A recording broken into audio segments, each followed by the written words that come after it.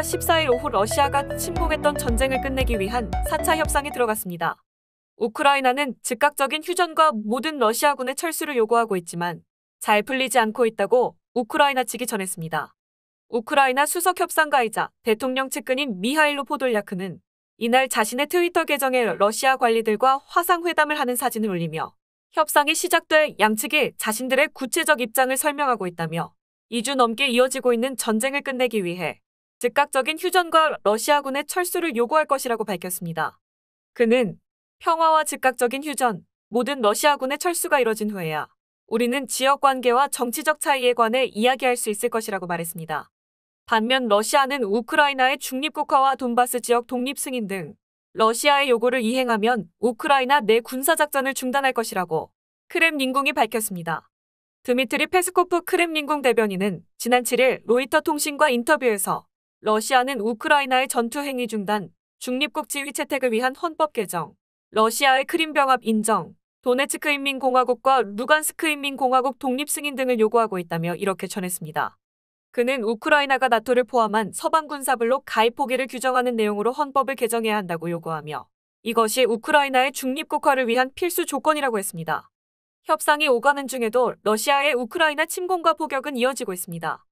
러시아군은 12일 우크라이나 남부의 항구 도시 마리우폴을 포위한 채 중심가를 향해 폭탄을 퍼부었습니다. AP통신과 CNN 등 외신의 보도에 따르면 우크라이나 수도인 키이우 외곽에서도 여전히 전투가 벌어지고 있습니다. 우크라이나의 대표적 항구 도시인 마리우폴은 도로가 차단되고 고립되어 러시아 침략 초기부터 최악의 상황을 겪고 있습니다. 특히 러시아군은 인구 43만 명의 이 도시의 식량과 물, 의약품 등 반입을 저지했으며 민간인들은 도심에 갇혀 피난하지 못하는 상황이 이어지고 있습니다. 우크라이나 관리는 마리우폴을 향하던 인도주의 구호품 수송대가 러시아군에 약탈당했다고 말하기도 했습니다. 또한 러시아군이 인도적 대량 살상 무기인 백린탄을 사용했다는 주장이 나왔습니다. 일일 로이터와 AFP 통신 등 보도에 따르면 우크라이나 동부 루한스크주 포파스나시의 올렉시 빌로시츠키 경찰서장은 러시스트들이 우리 마을에 백린탄을 쏟아붓고 있다고 말했습니다. 러시스트는 극단적 전체주의자를 뜻하는 파시스트와 러시아를 합성한 말로 풀이됩니다.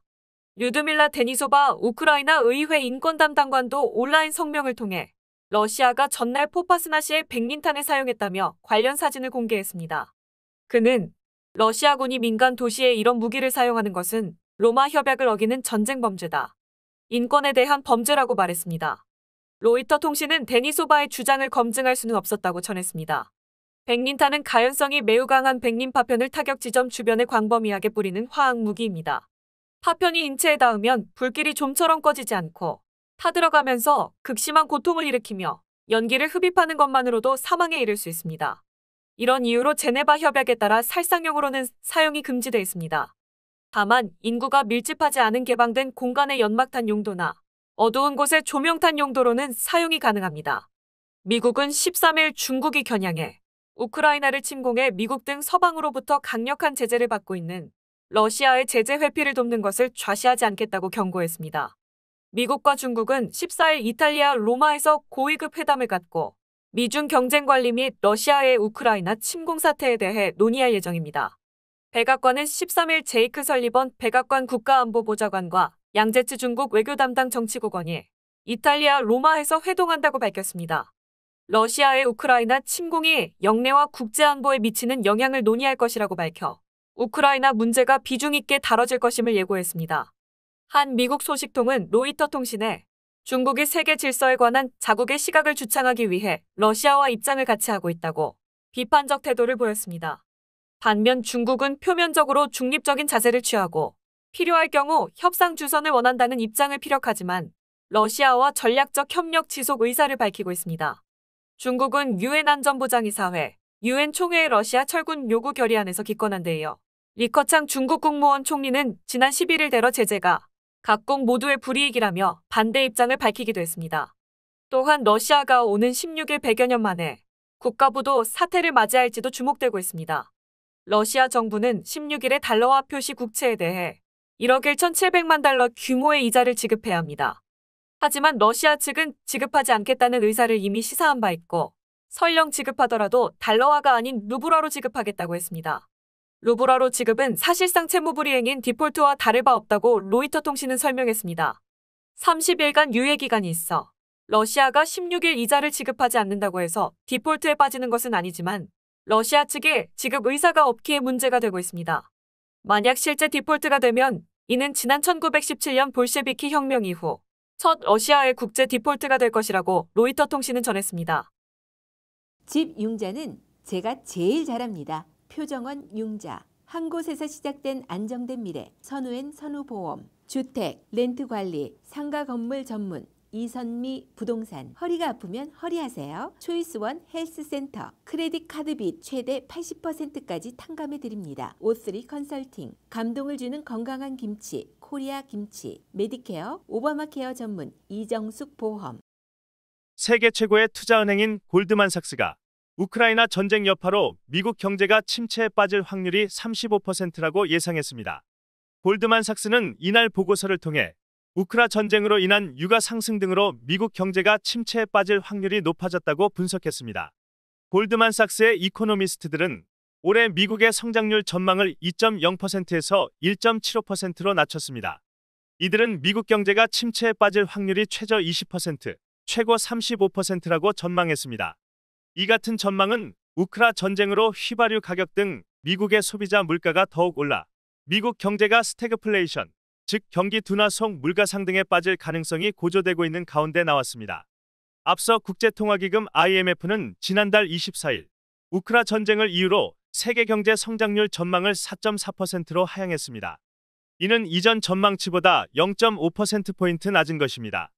세계적인 보험 업체 알리안츠 수석 고문인 엘 에리언 또한 미국의 소비자 물가 상승률이 올 여름 10%까지 오를 수 있다고 예상했습니다. 미국의 2월 소비자 물가 상승률은 7.9%를 기록했습니다. 지난 1982년 1월 이후 가장 큰 폭으로 지난 1월 세운 40년 만에 최대폭 상승 기록을 한 달 만에 갈아치웠습니다. 특히 메트로 애틀랜타 지역은 10.6%가 올라 애리조나주 피닉스 20.9%에 이어 전국 대도시 가운데 두 번째로 인플레이션이 심한 지역으로 꼽혔습니다. 엘 에리언 고문은 미국 중앙은행인 연방준비제도 패드가 물가 상승에 너무 늦게 대응했다며 질책했습니다. 그는 미국 경제가 스태그플레이션을 피할 수는 없을 것이라고 진단했습니다. 반면 경기 침체는 피할 수 있다며 경기 둔화 뒤 가파른 반등도 가능하다고 예상했습니다. 우크라이나 전쟁으로 국제유가가 급등하고 있으며 미국 휘발유 가격은 2008년 금융위기 이후 최고치를 갱신했습니다. 미국 대부분 지역에서 미국인들이 심리적 지지선으로 생각하는 갤런당 4달러도 넘어섰습니다. 지난달 24일 우크라이나 전쟁이 시작된 이후 국제유가는 약 29% 급등했습니다. 13일 미국 자동차협회 AAA에 따르면 미국 평균 일반 등급 휘발유 가격은 갤런당 4.325달러를 기록했습니다. 유가는 코로나19 대유행으로 인한 침체에서 벗어나면서 이미 오름세였고 여기에 우크라이나 전쟁이 공급 감소라는 기름을 부었습니다. 러시아가 2021년 기준 하루 평균 970만 배럴을 생산하는 세계 2위 산유국이라 국제 유가에 연동하는 휘발유 가격에 영향을 미칩니다. 이에 따라 에너지 업계 전반에 걸친 공급 차질로 전국 휘발유 가격은 상황 변화가 없는 한 당분간 갤런당 4.5달러를 넘을 것으로 전망됩니다. 우크라이나 사태가 길어지면 아무래도 실생활에도 영향을 크게 미칠 수밖에 없다고 주류 언론들은 한결같이 우려하고 있습니다. 한편 미국 방송 CBS가 지난 8일부터 11일 미국의 성인 2,088명을 대상으로 조사한 결과 러시아산 원유와 천연가스에 대한 수입 금지에 대해 응답자의 77%가 찬성한다고 답했고 반대는 23%였습니다. 기름값이 올라도 에너지 제재를 지지하느냐는 질문엔 63%가 그렇다고 했습니다. 만약 러시아가 NATO 회원국을 침공하면 미국이 군사적으로 대응해야 한다고 보느냐는 문항엔 73%가 그렇다고 답했습니다. 한국의 코로나19 하루 신규 확진자 수가 압도적인 세계 1위를 기록 중입니다. 전 세계 신규 확진자 4명 중 1명이 한국에서 나왔습니다. 실시간 세계 통계 사이트인 월드오미터에 따르면 그리니치 표준시 기준 13일 오후 11시 17분까지 한국의 신규 확진자는 35만 176명이었습니다. 이날 전 세계 신규 확진자는 132만 3,369명으로 이 중 26.5%가 한국에서 나왔습니다. 전날인 12일은 한국에서 38만 3,651명이 신규 확진이며 세계 확진자 142만 9,691명 중 26.8%였습니다. 또 13일 기준 한국의 신규 확진자 수는 2위 독일 21만 3,624명, 3위 베트남 16만 6,968명보다도 10만 명 이상 많았습니다. 일본은 이날 5만 4,758명으로 한국의 6분의 1 수준이었습니다. 사망자 수 순위도 상승 중입니다. 월드오미터 통계에 따르면 11일 한국의 신규 사망자는 229명으로 7위였습니다. 이후 12일 269명 5위, 13일 251명 3위가 됐습니다. 전문가들은 사망자 수가 지속해서 증가할 것으로 전망했습니다. 확진과 사망 사이에 3주에서 4주 시차가 발생하기 때문입니다. 현재 사망자는 3주에서 4주 전 확진자 15만 명대일 때 감염된 이들 가운데 발생한 경우고 35만 명대인 현재의 확진자 가운데 사망자는 약 한 달 뒤 집계될 것으로 예측합니다. 정부는 당초 이번 주가 코로나19 확산세의 정점이 될 것으로 보고 방역 규제를 완화했습니다. 14일부터 신속항원 진단 검사 결과만으로 코로나19 확진자를 판단하고 확진자와 동거하는 학생, 교직원의 경우 백신 접종 여부와 상관없이 등교할 수 있도록 했습니다. 21일부터는 위드 코로나 수준으로 사회적 거리 두기를 대폭 완화할 방침입니다. 앞서 지난 4일 박수현 청와대 국민소통수석은 3월 중순으로 예상되는 정점 이후에는 이미 유행이 지나간 외국처럼 방역 조치를 근본적으로 개편할 것이라고 말했습니다. 전문가들은 이 같은 방역 규제 완화가 이르다고 지적했습니다.